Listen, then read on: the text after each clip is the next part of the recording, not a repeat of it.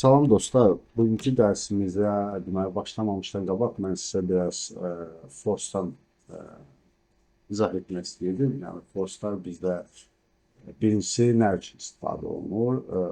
Hər hansı bir qurğunu işə salanda, yəni hansısa test etmək istəyirsiniz, yaxud da qurğunu işə salmırsınız və qurğunun hər hansı bir blokunu yaxud da sensoru fərq etməz, onu test edirsiniz.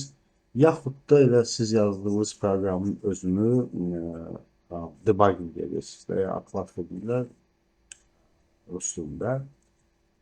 Və deməli bizdə force'un nələri var? Force'da biz deməli variable force edə bilərik. Bir də blokun özünü tam force edə bilərik. Fərqləri belə də çox yoxdur. Ya blokun özünü edəndə o deməkdir ki, bu bloka daxil olan çıxan istənilən bir variable siz orada force edə bilirsiniz. Və forcelama ümumiyyətlə iki addımdan ibarət olur.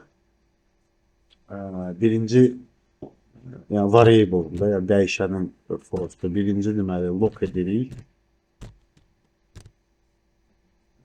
İkinci isə artıq onun dəyərini dəyişirik. Change edirik.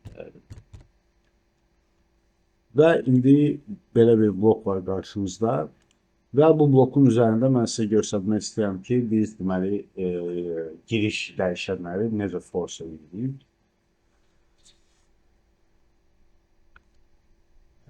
Yəni götürsək ki, deməli bizim giriş dəyişənimiz 4 ədəd rəqəmdən ibarətdir. Birincisi deməli giriş datalarıdır, ikincisi giriş statuslarıdır, üçüncü məntiqi giriş datalarıdır və dördüncü isə məntiqi statuslardır. Yəni yenə təkrarlayıram, deməli fiziki girişlər, fiziki statuslar, deməli məntiqi girişlər və məntiqi statuslar. Tam olaraq götürürəm bunu.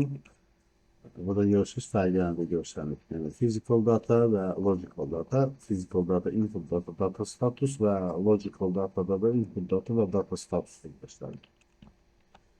İndi deməli bunun force məntiqi nədir?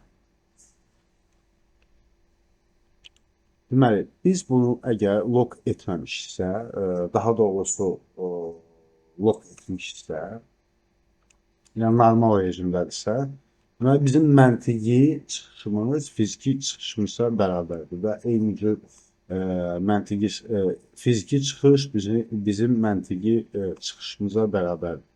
Yəni əslində tərsinə demək lazımdır. Yəni məntiqi giriş fiziki çıxışa bərabərdir və məntiqi status, yəni data statusu, logical datanın içində data status olanı deməli physical datanın data statusuna aiddir. Təxmin belə yaza bilərik. Bunu yazaq. Logical data status bərabərdir physical data status və inputda eynidir. Və əgər biz artıq force eləyirsə dostlar, deməli bizim bu kanal ayrılır tam olaraq fiziki datalara gəlir və biz burada datanı simulyasiya edə bilərik.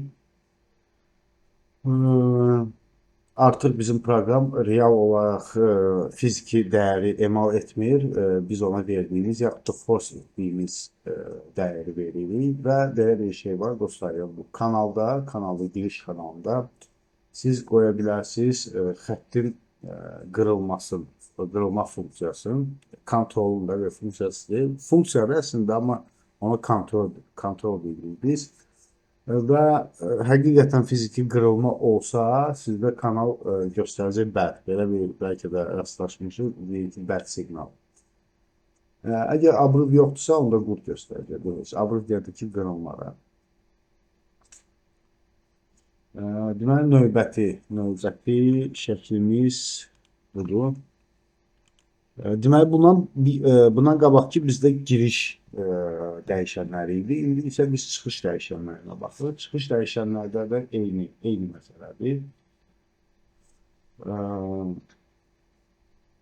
Eyni məsələ buradakı kimi. Əgər biz force etməmişiksə bu bağlıdır deməli və bizdə fiziki girişlər,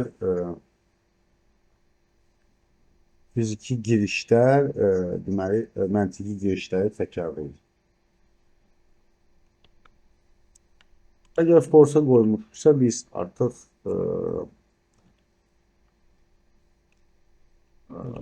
yəni çıxışları dəyişə bilərik. Sadə məntiqlə də olar.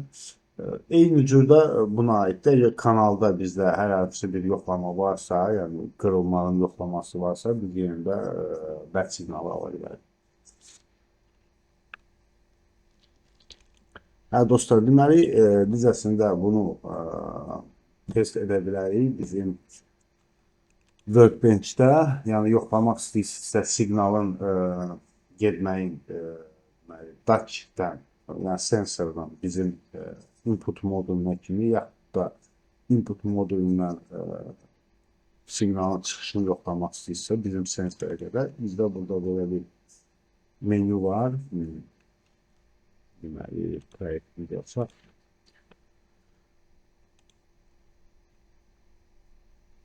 Və biz gəlirik Tool, Maintenance və burada Input Output Log Window seçəcəyik.